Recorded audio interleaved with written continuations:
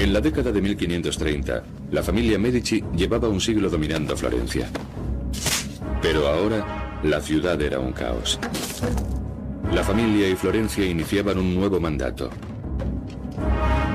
El de un príncipe que redimiría el apellido Medici y defendería el Renacimiento.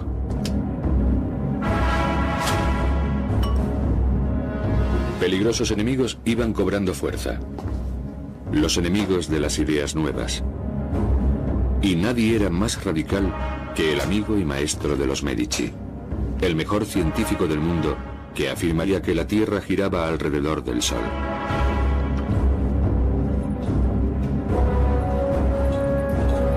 Su nombre era Galileo Galilei.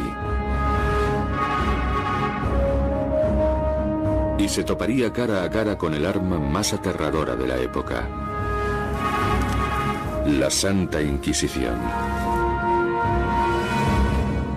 Y los Medici se verían obligados a elegir entre la fidelidad a la Iglesia o la lealtad a los valores del Renacimiento.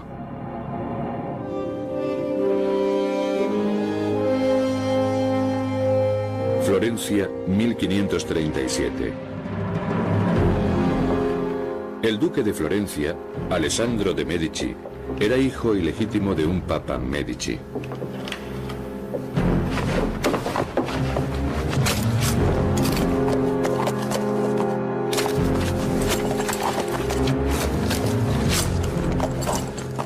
Los enemigos de los Medici vieron una oportunidad de eliminar de Roma a la familia de una vez por todas.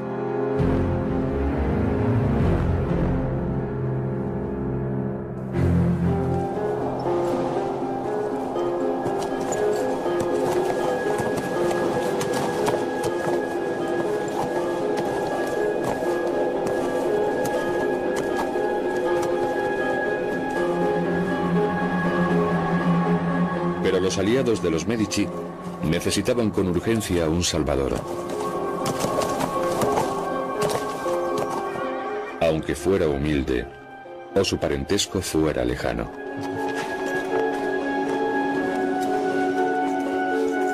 Cosimo de Medici solo tenía 17 años y era primo cuarto del duque asesinado.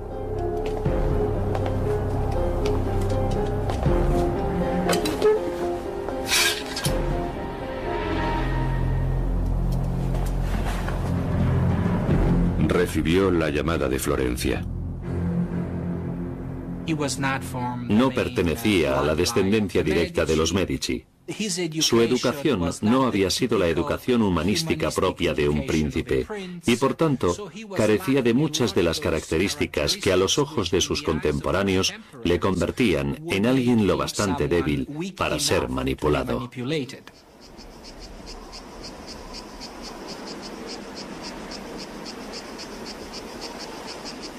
Tras años de caos, la ciudad de Florencia estaba en decadencia. Sus calles estaban desiertas. Generaciones de tesoros Medici habían sido destruidas en violentas revoluciones. Miguel Ángel, cercano a los Medici, había abandonado la ciudad, dejando tras de sí la estatua fracturada de David. El joven Cosimo portaba el nombre de una dinastía ahora odiada. Pero la ciudad estaba al borde de la anarquía y necesitaba a alguien que ocupase el peligroso puesto de testaferro de Florencia. De momento, tendría que hacerlo el adolescente Cosimo. La mayoría de la gente con peso en la Florencia de la época sabía perfectamente que la elección de un hombre criado en el campo era una forma de tener un gobernante al que poder controlar fácilmente. En 48 horas, Cosimo fue elegido nuevo duque de Florencia.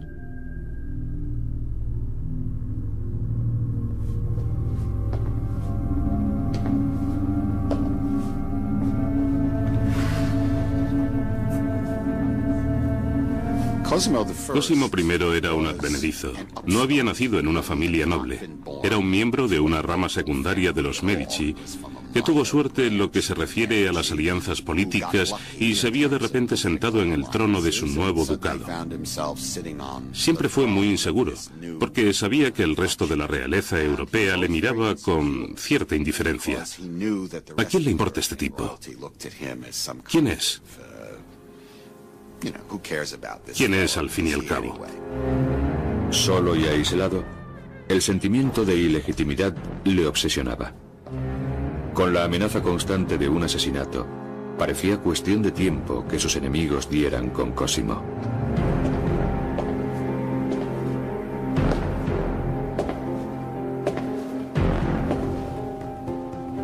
Pero un hombre creía que Cosimo tenía aptitudes. De niño, aquel hombre había rescatado el brazo partido del David y había tenido las piezas guardadas a buen recaudo durante años.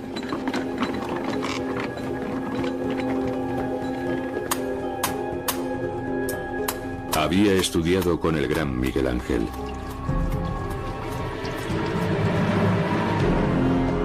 Se llamaba Giorgio Vasari. Vasari había esperado pacientemente durante el caos para reparar la escultura de su maestro. Ahora solo necesitaba un mecenas. Y Vasari sabía que la supervivencia de Cosimo dependía de una buena propaganda. Acuerda esa alianza con Vasari, que inventa la cultura de una dinastía que quería presentarse como descendiente de los dioses griegos, pero que en realidad había vendido telas hasta 20 años antes. Empezaron prácticamente de cero. Los Medici siempre habían fomentado la cultura, pero con Cosimo I la cultura se convirtió realmente en parte de las relaciones públicas políticas.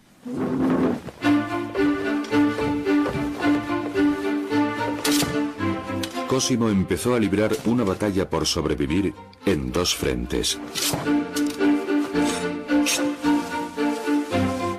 Tras los muros de su palacio, seguía un riguroso plan de formación.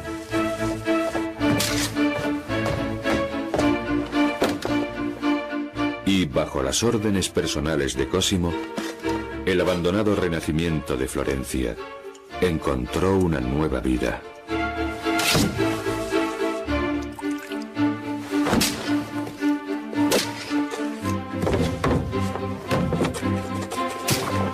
Pero la creciente autoconfianza del joven duque empezaba a ser preocupante. Algunos se lamentaban abiertamente de a dónde podría conducir. Habían montado al joven en un espléndido caballo. Después le dijeron que no cabalgase más allá de ciertas fronteras.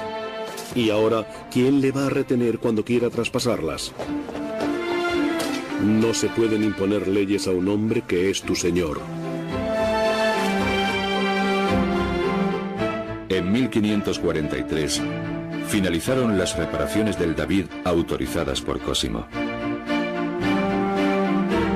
Aquel gran símbolo de independencia cívico había resurgido de sus cenizas, pero solo por orden de un príncipe Medici. No era la primera vez que el arte de Miguel Ángel era utilizado en la búsqueda de poder.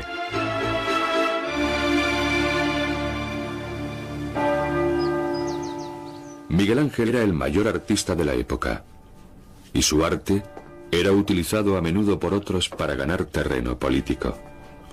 Bajo el mando del Papa, Miguel Ángel había realizado sobre el altar de la Capilla Sixtina el mejor fresco de su carrera: El Juicio Final. Pero su obra maestra fue recibida con inquietud. Miguel Ángel había llenado su fresco de desnudos. Los conservadores de la Iglesia estaban horrorizados. Tambaleándose aún del ataque de Lutero a su autoridad, tomaron medidas enérgicas contra la libertad artística y declararon indecente el fresco de Miguel Ángel. Es un acto de lo más deshonroso pintar tantas figuras desnudas mostrando sus vergüenzas. No es una obra para una capilla papal, sino para una casa de baños o para un burdel. La Iglesia exigió rectificaciones y contrató a un artista nuevo para que añadiera recato a la obra maestra de Miguel Ángel. Al artista le pusieron el apodo de Bracattoni, o calzones largos. A Miguel Ángel no le gustó nada. Que su santidad se ocupe de la reforma del mundo. Reformar una pintura es demasiado fácil. Mientras, los enemigos de los Medici de toda la Toscana conspiraban para derrocar al joven y arrogante duque, porque Cosimo empezaba a tener aspiraciones reales. Pero fue más listo que sus rivales cortejando a una princesa española. Una mujer que compartía su carácter ambicioso. Una amiga de la rica dama comentó: siempre quiso ganar y siempre se jugó mucho. Bella Eleonora. Era muy guapa. Era hija de Pedro de Toledo, virrey español de Nápoles, y sin duda tenía más categoría que Cosimo. Su boda garantizaba a Cosimo la protección española y también la aprobación de su régimen.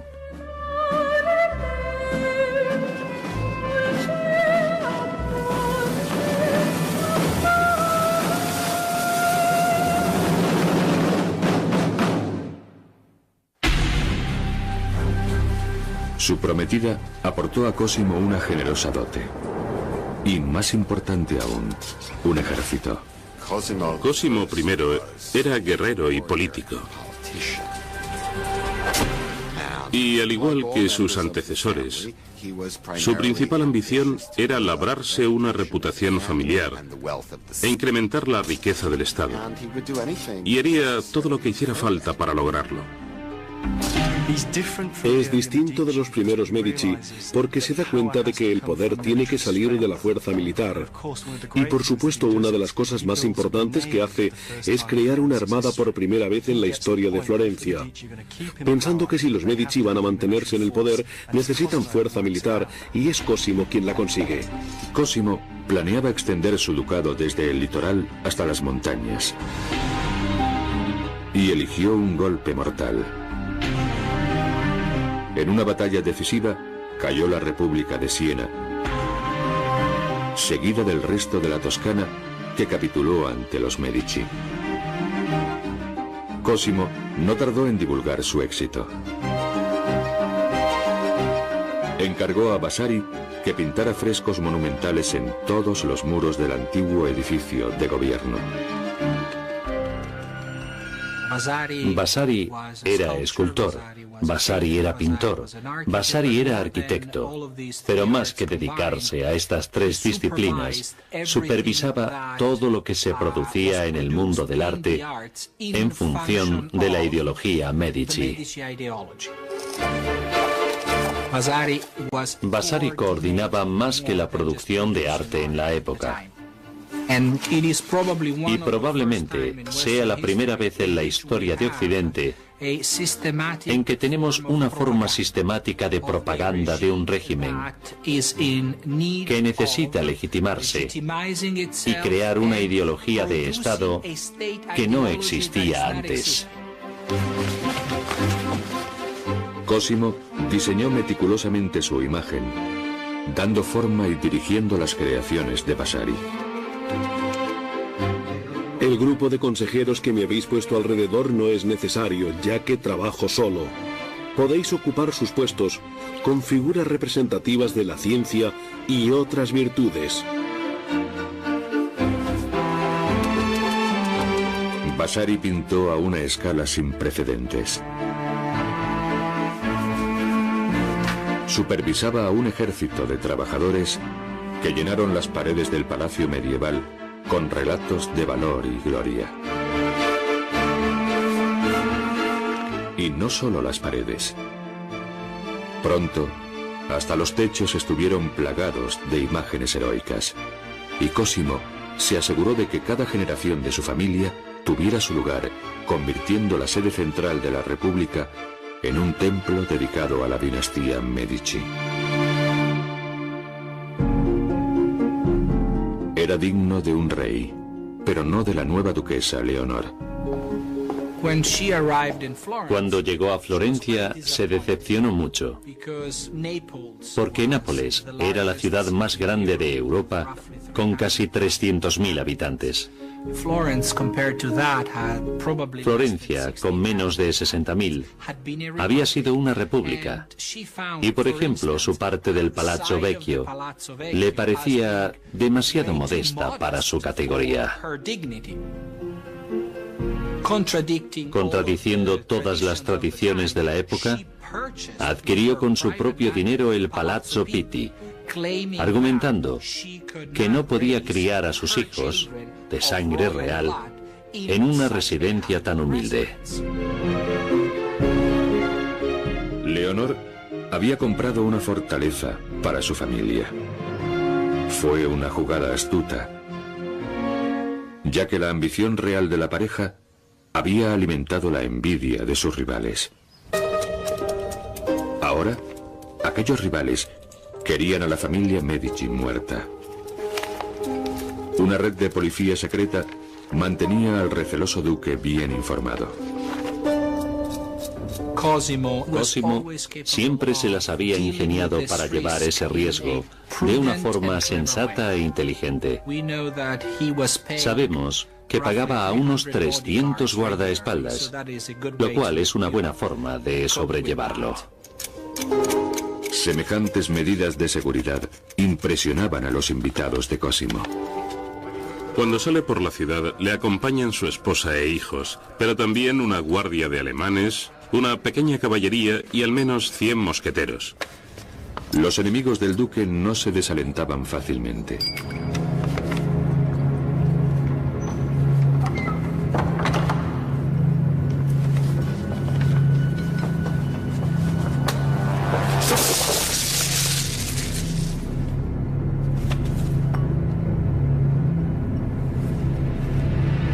Cosimo era despiadado en sus venganzas.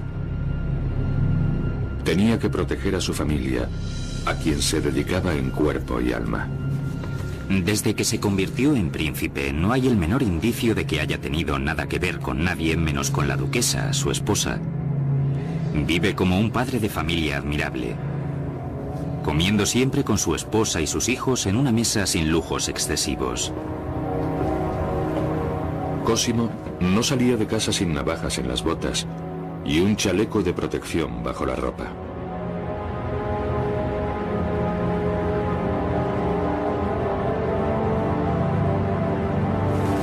Y garantizó la seguridad de su paso por las calles, construyendo un corredor privado sobre las mismas.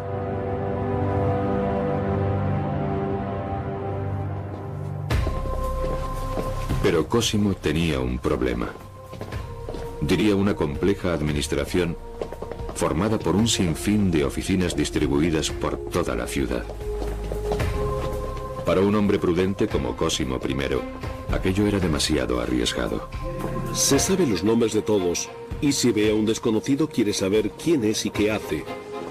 Porque aunque tiene archivos de ingresos, gastos y personal, se acuerda de todo.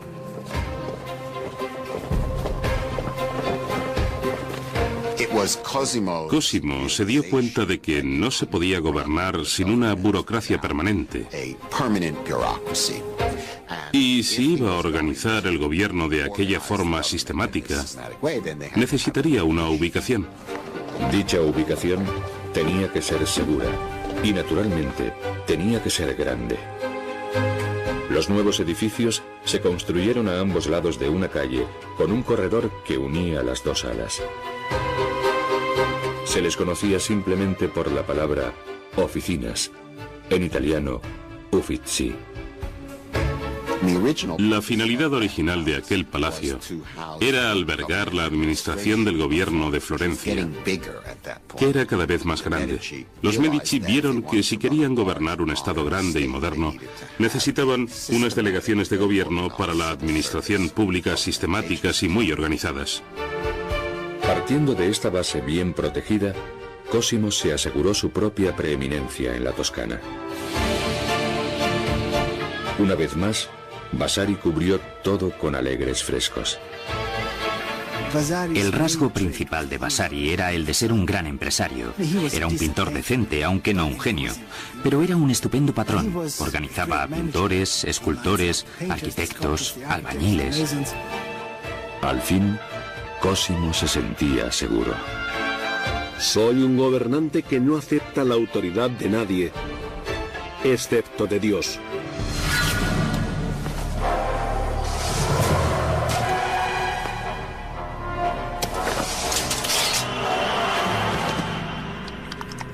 Y con la ayuda de Vasari, Cosimo fundó una nueva escuela de arte y diseño para que los artistas jóvenes y ambiciosos fueran a estudiar a Florencia. Pero había un hombre que jamás honraría a la escuela con su presencia. A Miguel Ángel, ya con más de 70 años, le molestaba el estilo dictatorial de Cosimo. El hombre que había sido descubierto y educado por los Medici, que había intimado con ellos, ya no aguantaba más. Para Cosimo era motivo de gran frustración el que Miguel Ángel no quisiera tener nada que ver con él y se quedara en Roma los últimos 30 años de su vida como represalia moral por lo que la familia había hecho asumiendo el control absoluto de la República. Y se negó a volver. Miguel Ángel estaba furioso, resentido y cansado. Empezó a trabajar en su última escultura, La Piedad.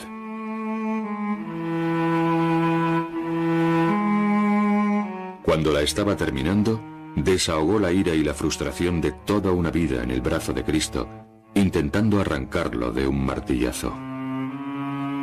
El tormento del propio Miguel Ángel quedó congelado para siempre en el rostro de Nicodemo. Solo la muerte podía reconciliar a Miguel Ángel con los Medici. Cuando murió Miguel Ángel, en 1564, el gobierno florentino acordó en secreto sacar a hurtadillas el cadáver de Roma, oculto en una cesta de heno, y llevarlo de vuelta a Florencia, donde organizaron un ceremonioso funeral.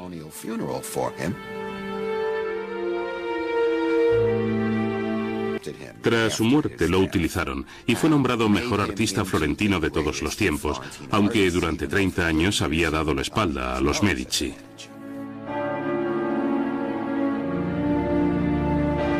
A su muerte, los Medici concedieron a Miguel Ángel la inmortalidad.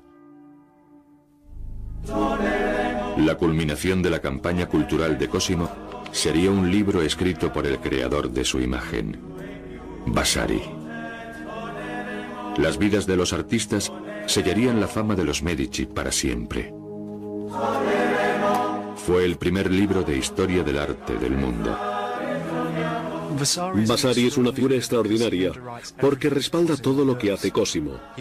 Hace referencia a todos los grandes artistas florentinos, desde Giotto hasta su culminación con Miguel Ángel, en el centro de la historia del arte occidental europeo, y son invariablemente artistas patrocinados por los Medici.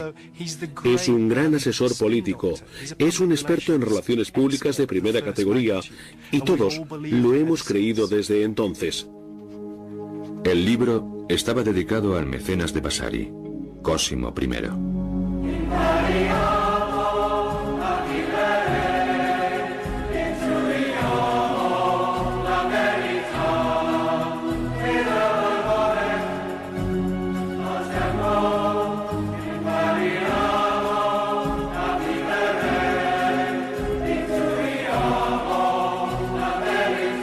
El autor sostenía que el mundo había pasado 1000 años en las tinieblas, hasta que la luz de los artistas lo había iluminado una vez más.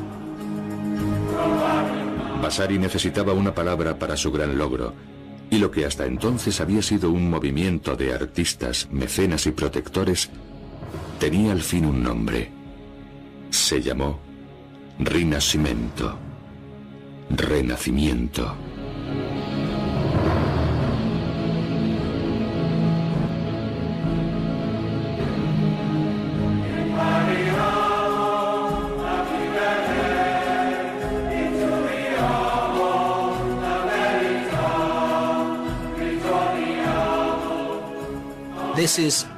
En mi opinión, es un libro importantísimo, porque es el primero en que por primera vez alguien se propone explicar por qué los años en Florencia, bajo los auspicios de los Medici, fueron, por así decirlo, una época creativa.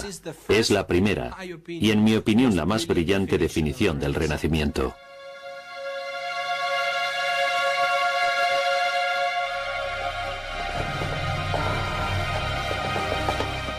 Pero los ideales de aquel movimiento del Renacimiento ofendían ahora a la autoridad más poderosa de la tierra, la Iglesia Católica. Humillada por la revuelta protestante, la Iglesia se enfrentaba a un clamor creciente por la libertad individual. Decidida a imponer su autoridad, crearon un organismo de obediencia, la Santa Inquisición.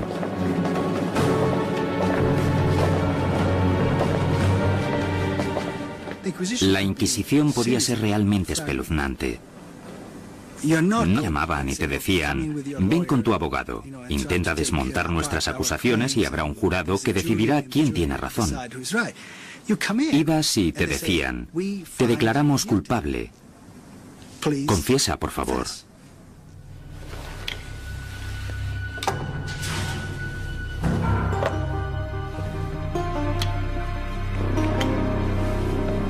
En 1559, la Inquisición llegó a Florencia. Venía a reforzar la censura de la Iglesia. La lista de libros prohibidos era un catálogo de 538 obras heréticas.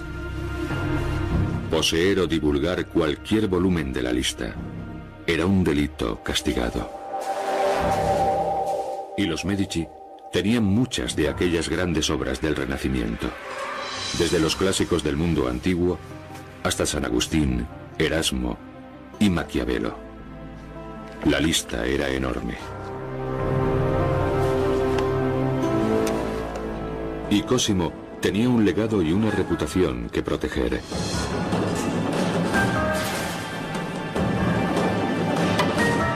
Negoció con la Inquisición y llegó a un arreglo.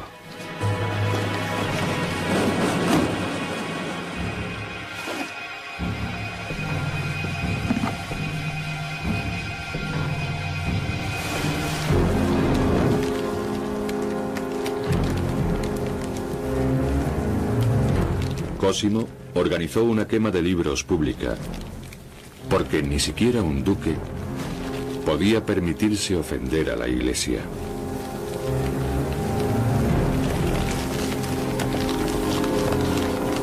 Y Cosimo quería a toda costa el reconocimiento formal de la nación más poderosa del mundo.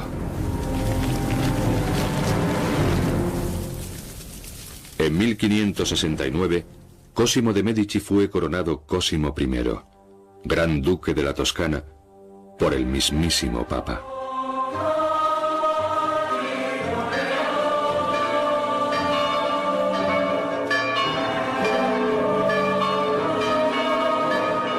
Los Medici habían empezado como comerciantes y prestamistas.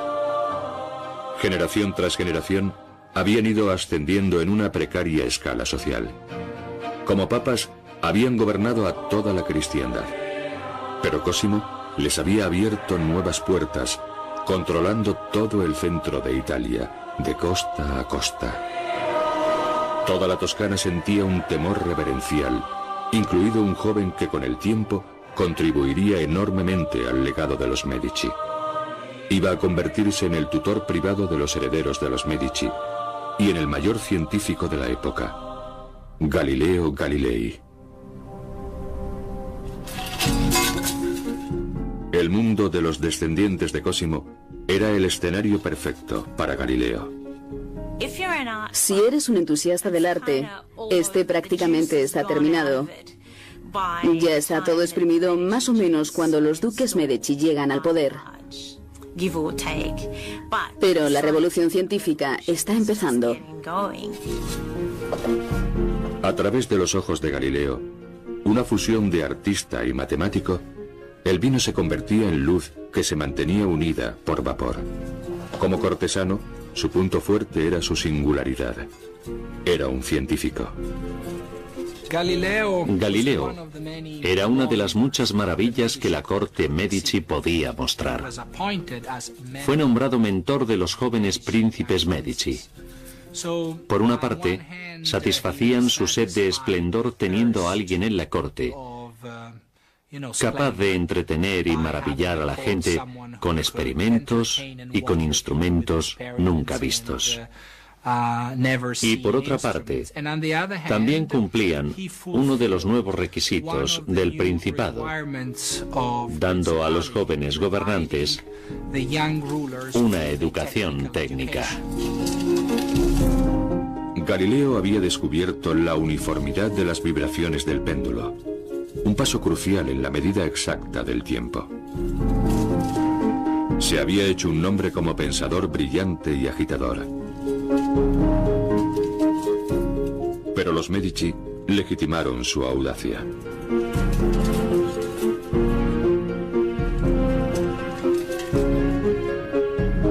En 1610, Galileo fue nombrado profesor real de matemáticas y filosofía, con un sustancioso sueldo de 1000 escudos al año.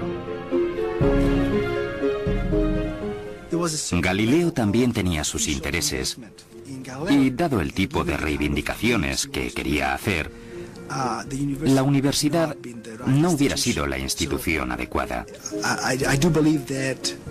Creo que necesitaba una corte,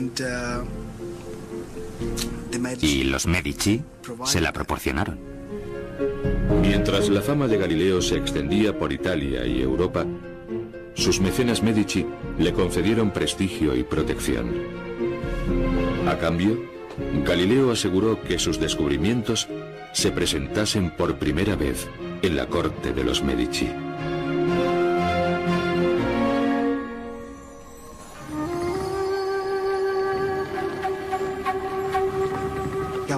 Galileo es un híbrido entre un filósofo, un cortesano y un escritor.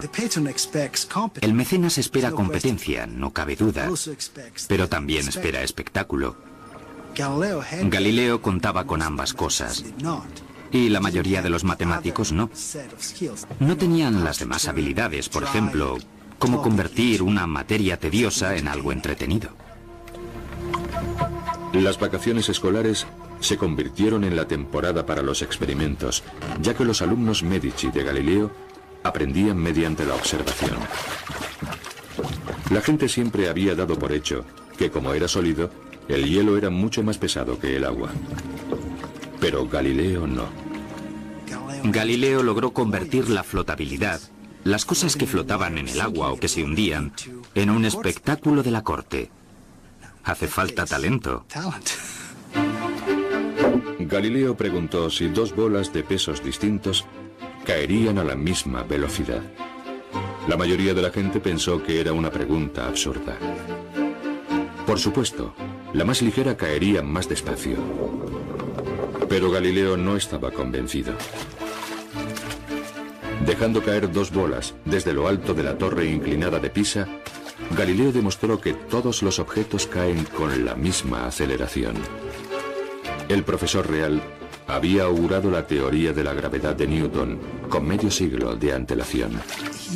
Necesitaba encontrar razonamientos sencillos para fenómenos complicados. Ese era siempre su punto de vista. Era un maestro intentando encontrar esas breves citas que podían resumir problemas complejos.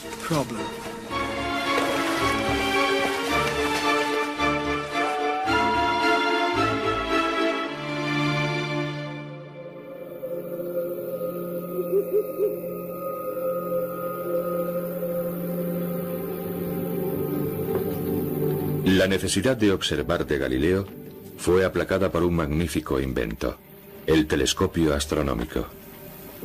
Casi todas las noches, Galileo enfocaba el telescopio hacia la luna y apuntaba o dibujaba lo que veía cada noche. Así podía argumentar sus ejemplos, mostrando lo que había visto durante 30 o 40 noches. Pero lo que primero observó Galileo iba en contra de todo lo que le habían enseñado a la gente.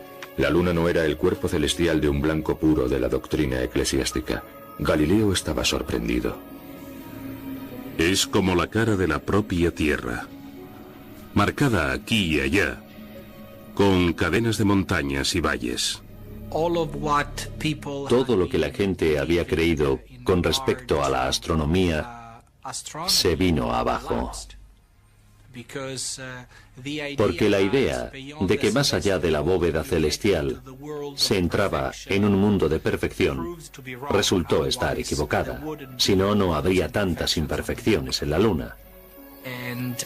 A los ojos del príncipe, el telescopio añade a la corte otro elemento de originalidad y asombro.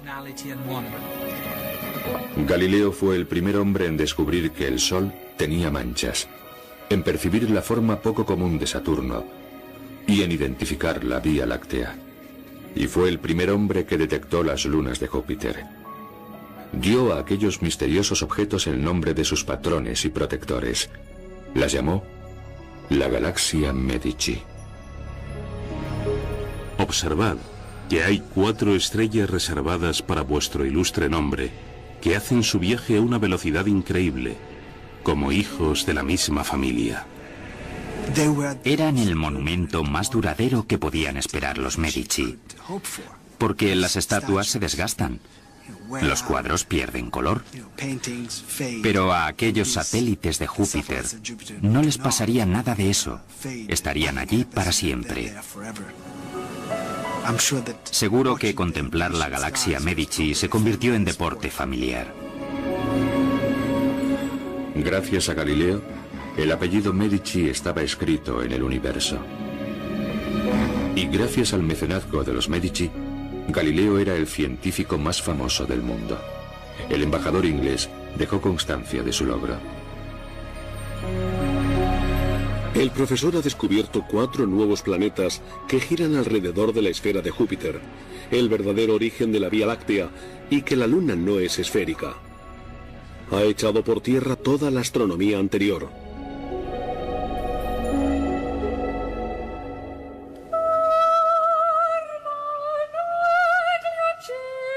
Los Medici llevaban 200 años dominando Florencia. Lo que había empezado como una revolución local se había extendido ahora más allá de las fronteras de la Toscana.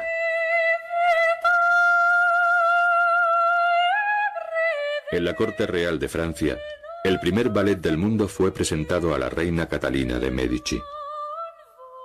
En Inglaterra, Shakespeare emocionaba al gran público con extraordinarias obras nuevas, mientras que en Italia se había descubierto una forma de arte nueva y radical. Nacida en la casa de los Medici, la ópera tomaba las dramáticas historias de los héroes clásicos y las adaptaba a la música. El artífice había sido el propio padre de Galileo. Una a una, 3 generaciones de duques Medici heredaron una posición de extraordinario poder. Y Galileo les había educado a todos. Les había otorgado el don de la cultura, un regalo poco frecuente que jamás olvidarían. Creo que Galileo se hacía más importante para los Medici a medida que pasaba el tiempo. Para alguien como Fernando II, Galileo daba a su imagen un prestigio importante. Los Medici eran afortunados. Es una coincidencia extraordinaria que uno de tus súbditos resulte ser un científico de semejante categoría. Pero seguía habiendo una fuerza en el mundo más poderosa que la benéfica sabiduría de un pensador independiente: la fuerza de la conformidad religiosa.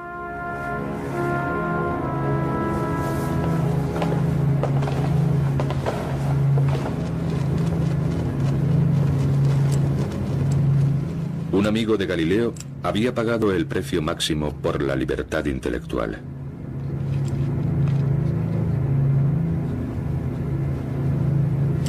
Giordano Bruno era un fraile dominico. Había dedicado su vida a servir a Dios, pero también era científico.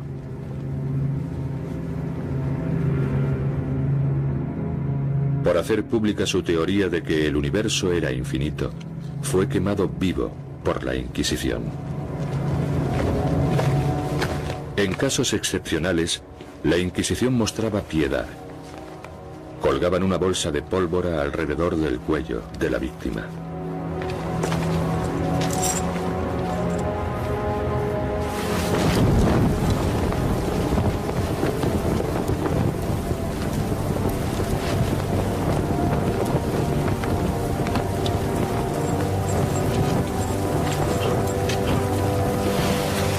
Galileo sabía lo poderosa y arriesgada que podía ser la verdad. Y sabía que sus propias ideas ponían a prueba la paciencia de la Inquisición.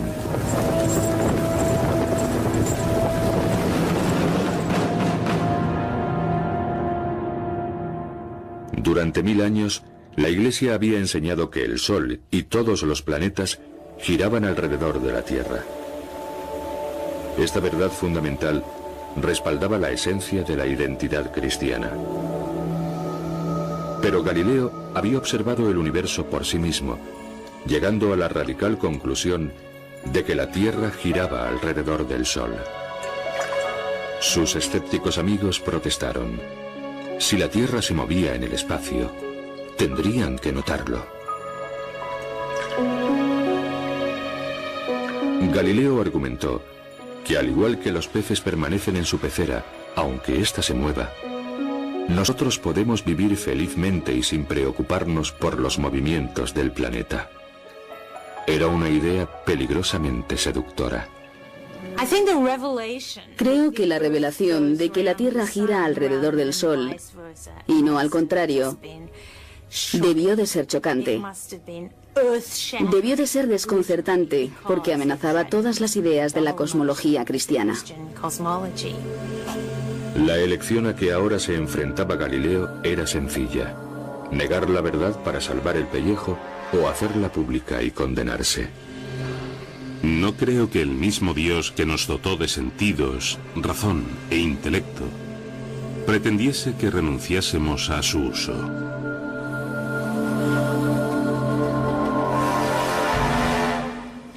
Galileo está convencido de que la Tierra gira alrededor del Sol.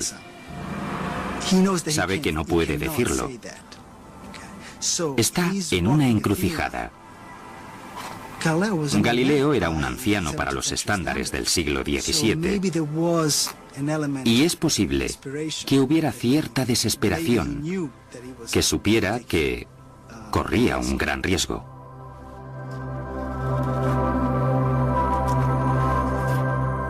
Galileo preparó un sutil razonamiento en forma de conversación entre tres amigos. Discutían sobre la estructura del universo. Dice: no estoy publicando una tesis. Esto es una comedia filosófica. Son personajes ficticios, todo es ficticio. Luego no podéis hacerme responsable de lo que dicen los personajes ficticios. Galileo presentó su escrito ante la iglesia en Florencia para que lo revisase en busca de indicios de herejía. La iglesia insistió en hacer cambios. Galileo accedió y en 1632 la innovadora obra maestra de Galileo fue publicada. En circunstancias normales, es decir, cordiales, se hubiera salido con la suya. En un entorno más hostil, la gente simplemente hubiera dicho: no nos importa que Galileo haya usado el género literario del diálogo entre personas ficticias o muertas. Ha dicho esto y asumirá la responsabilidad. Galileo tituló su libro Diálogo sobre los dos grandes sistemas del mundo y lo dedicó a su alumno y mecenas, el gran duque de la Toscana, cuya filantropía liberal Es el medio por el que al fin llega a la publicación.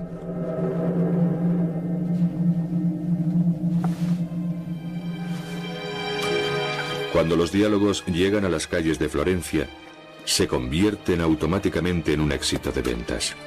Galileo había escrito el primer libro de ciencia popular. Escribí el lenguaje coloquial, porque todos deben poder leerlo.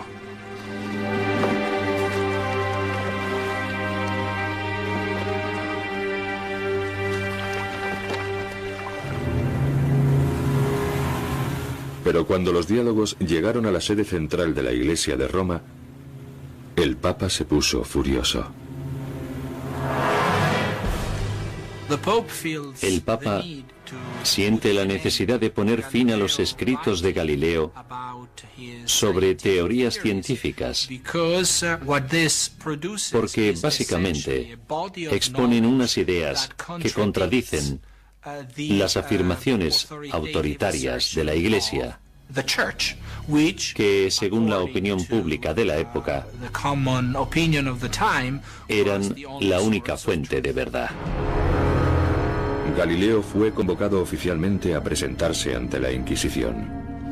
Ahora más que nunca necesitaba la protección de los Medici. El Gran Duque intentó evitar que su mentor fuese arrastrado a Roma. Pero el Papa no estaba de humor para discusiones. Cuando a su santidad se le mete algo en la cabeza, no hay nada que hacer, porque se endurece y no muestra respeto por nadie. Este va a ser un asunto fastidioso. Si te acusa la Inquisición y consigues no ir a Roma y negociar las cosas desde lejos, hay esperanza. Si te llevan a Roma, estás perdido.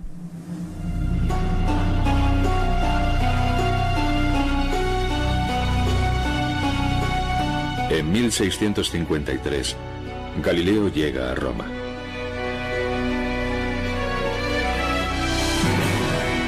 La Inquisición tenía al fin a su hombre. Es inadecuado decir que el juicio de Galileo fuera un juicio. Fue un juicio del siglo XVII porque también se llamaban así, pero sin duda no tenían nada que ver con los juicios que conocemos. No solo no hay jurado, sino que además el sospechoso tiene muy poco acceso a la acusación que se prepara.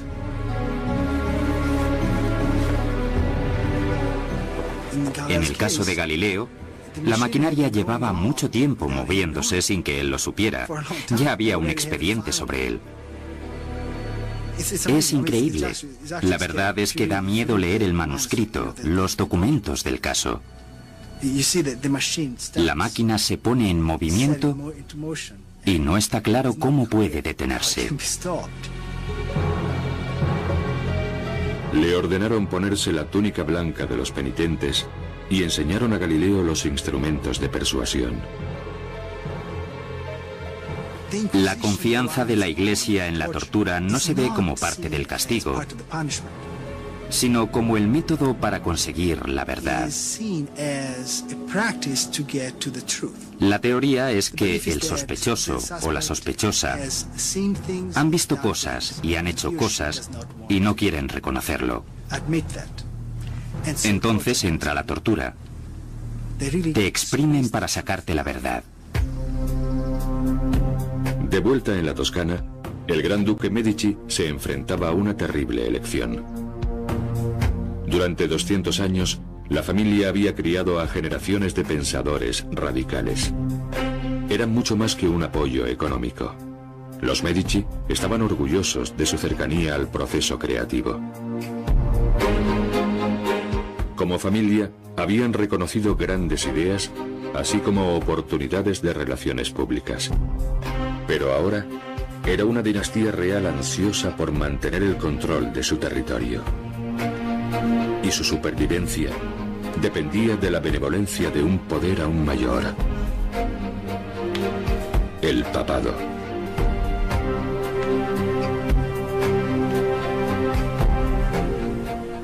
El Papa básicamente dice, dejad de presionar, decidle al Gran Duque que no va a salir bien parado, que no va a sacar nada bueno de esto, que su apoyo a Galileo no le va a beneficiar. Es una verdadera amenaza.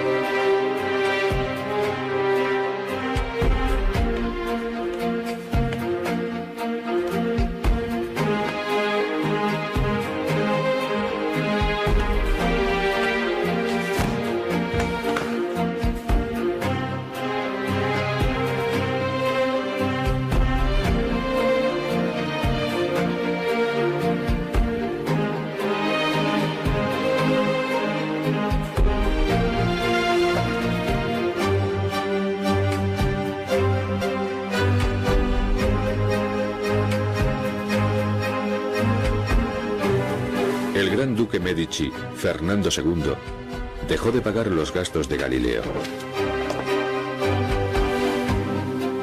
El 22 de junio, de rodillas en el interior del Vaticano, Galileo negó lo que sabía que era cierto.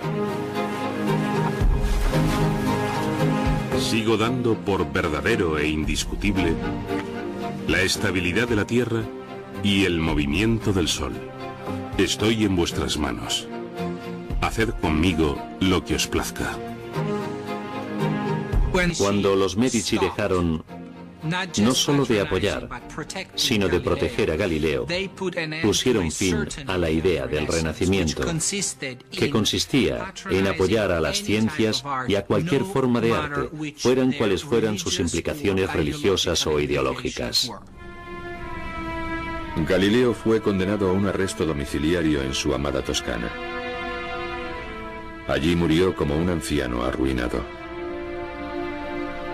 En un arranque de remordimiento, el gran duque Medici organizó un funeral público, pero la Iglesia se lo negó.